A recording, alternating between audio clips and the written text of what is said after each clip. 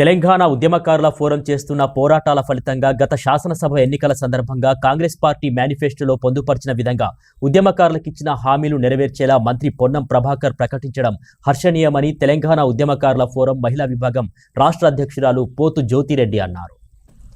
ఈ మేరకు జయశంకర్ జిల్లా కేంద్రంలోని ప్రెస్ క్లబ్లో సమావేశమై మాట్లాడారు.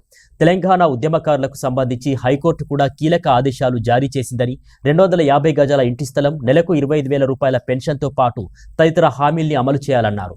హైదరాబాద్లోనే ఉద్యమకారులకు స్థలం ఇవ్వాలంటూ డిమాండ్ చేశారు.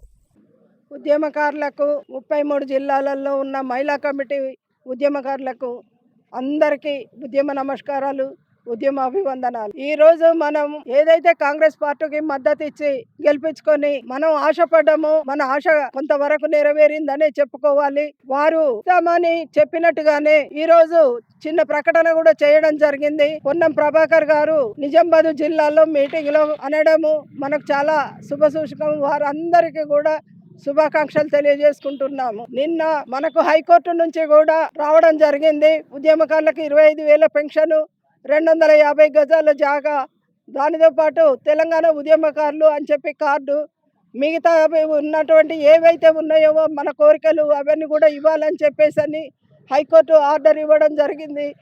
8 వారాలలో ఉద్యమకారులకు ఇవ్వాలని చెప్పేసి ఆర్డర్ ఇచ్చాను. కానీ 8 వారాలు కాదు, 10 వారాలైనా మేము సంతోషపడతాం. 10 సంవత్సరాల నుంచి ఎదురు చూసినాము. ఇంకా 10 వారాలు మేము ఎదురు చూడలేకపోతామా?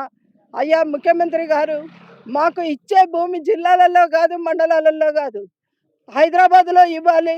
అది మీరు 3 బెడ్రూమ్ ఇల్లు కట్టియాలి. మాకు ఉద్యమకారుల కాలనీ అని పేరు పెట్టి మమ్మల్ని అందరినీ అక్కడికి చేర్చే విధంగా చూడాలి. అది సంతోషపడతాము. ఎందుకంటే మీరు ఎప్పుడు కూడా ఉద్యమకారుల గురించి మాట్లాడుతున్నారు. గత ప్రభుత్వంలో మాకు అన్యాయం జరిగింది, ఈ ప్రభుత్వంలోనైనా మాకు న్యాయం జరుగుతుందని కోరుకుంటున్నాము. అది మీరు కరెక్ట్గా నెరవేరుస్తారని ఆశతోటి ఉన్నాము.